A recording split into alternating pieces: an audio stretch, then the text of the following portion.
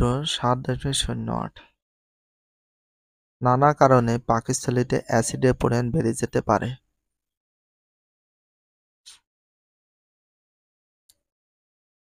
খাদ্য ছাড়াও আরও কিছু কারণে অ্যাসিডিটি বেড়ে যেতে পারে। এর মধ্যে একটি হলো দুশ্চিন্তা। দুশ্চিন্তা করলেও পাকস্থলীতে অ্যাসিডিটির পরিমাণ বেড়ে যেতে পারে। নিয়মিত সময়মতো খাবার না খাওয়া কিংবা প্রয়োজন মাফিক ঘুম না হলেও অ্যাসিডিটি হতে পারে। প্রয়োজন মতো ঘুম না হলেও অ্যাসিডিটি হতে পারে। তাহলে প্রয়োজন মতো কি হতে হবে? ঘুমাতে হবে। আবার কখনো কখনো ব্যাকটেরিয়াজনিত সংক্রমণও অ্যাসিডিটির কারণ হতে পারে। আবার কখনো কখনো ব্যাকটেরিয়াজনিত সংক্রমণও অ্যাসিডিটির কারণ হতে পারে। ব্যাকটেরিয়াজনিত সংক্রমণও অ্যাসিডিটির কারণ হতে পারে। এখন প্রশ্ন হলো, কিভাবে উপযুক্ত খাদ্য নির্বাচন করে অ্যাসিডিটির হাত থেকে রেহাই পাওয়া যায়?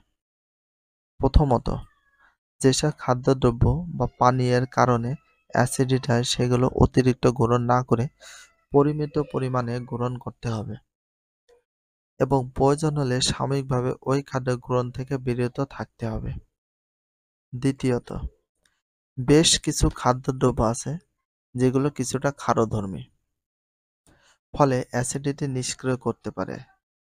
ওইসব খাদ্য গ্রহণ করে আমরা অ্যাসিডিটির হাত থেকে রক্ষা করতে পারি। এইসব খাদ্যের মধ্যে রয়েছে বেশিরভাগ শাকসবজি। অ্যাসিডিটি থেকে রক্ষা পেতে হলে অ্যাসিডিটি নিষ্ক্রিয় করতে পারে কিছু খাদ্য দ্রব্য রয়েছে, যেমন ব্রোকলি বেশি খেলে কিন্তু অ্যাসিডিটি কমিয়ে দেয়। পুঁই শাক বেশি খেলে অ্যাসিডিটি কমায়। পালং শাক, গাজর, সিম, বিট, লেটুস পাতা, মাশরুম, ভুট্টা, আলু, ফুলকপি ইত্যাদি এই জাতীয় যদি সবজিগুলো আমরা খাই, শাকসবজিগুলো, তাহলে আমাদের অ্যাসিডিটির পরিমাণটা রক্ষা পেতে পারি বা কম হতে পারে। আবার কিছু কিছু খাদ্যশস্য আছে যেমন ডাল, মিষ্টি, ভুট্টা, যেগুলো অ্যাসিডিটি কমাতে সাহায্য করে। আবারও কিছু খাদ্যশস্য আছে যেগুলোর ভিতরে আছে ডাল আছে, মিষ্টি, ভুট্টা, এগুলো অ্যাসিডিটি কমাতে পারে।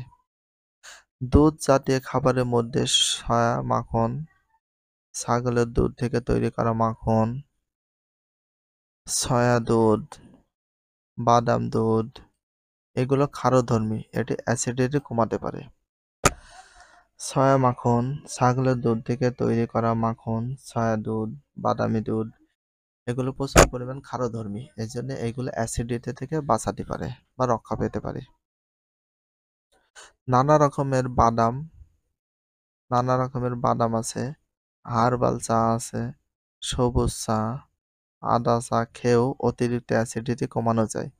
যাদের অতিরিক্ত অ্যাসিডিটি তারা কিন্তু কমানোর জন্য এই বিষয়গুলো ফলো করলে তোমাদের অ্যাসিডিটি। ভিডিওটি এখানে শেষ করছি। যদি ভিডিওটি ভালো লাগে চ্যানেলে সাবস্ক্রাইব করতে হলে ফলো করে দিও, তার সাথে একটা লাইক এবং একটা কমেন্ট করে দাও। নেক্সট ভিডিও পাওয়ার জন্য অবশ্যই বেল আইকনটা অল করে রাখো, যাতে নিউ ভিডিও আপলোডের সাথে সাথে সর্বপ্রথম তোমাদের কাছে নোটিফিকেশনটা পৌঁছে যায়। If you love this video please subscribe my channel, like, comment, share, hit the bell icon for getting next video. So everyone take care, love you, আল্লাহ হাফেজ, বাই বাই।